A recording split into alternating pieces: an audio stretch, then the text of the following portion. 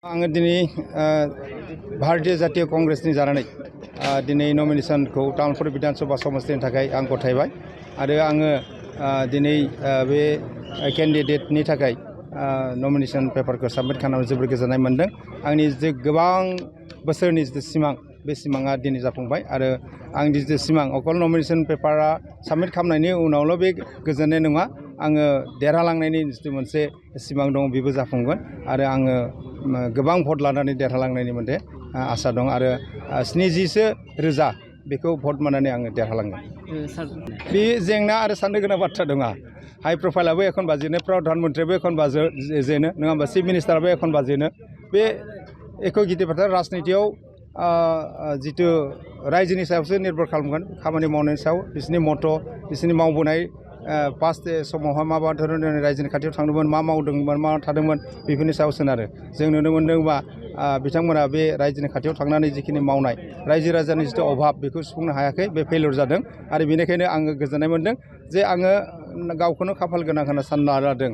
मानोना high profile आगोलनि CM प्रमद बर' बिथांजों दानि MP आरो लोगोसे आगोलनि MP आरो एबा स्पिकार आसाम बिधान सभानि बिथांमोनजों आङो दावहा नांनो मोननानै जोबोद निजेखौनो खाफाल गोनां होनना सानना लादों आरो बिथांमोनखौ आं फेजेननो हागोन बे आङो रोखा।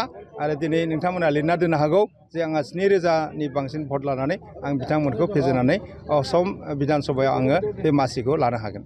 रायजो राजाफोरनि खाथियाव आं बेखौनो लादों जे समाजाव एसे बेले बेजे जानानै दङ आरो नैबे मोनसे बाथ्रा नुनो मोना, दानि जिथु सरकार, दानि सरकारा मा नुनो मोन्दों, जातिफोरखौ लानानै, जात पातखौ लानानै जिहेथु मोनसे सासन खालामगासिनो दं, अपसासन होननानै बुंजायो बेखौ, जे बिथांमोना गावखौल' सिनायो, गुबुन गुबुन जातिफोरखौ माने जिखिनि नोजोर होनानै नायनांगौ बेखौ नायाखै। खिन्थु जोंनि कंग्रेस दला नङा, निरपेक्ष होननानै बुङो बेखौ।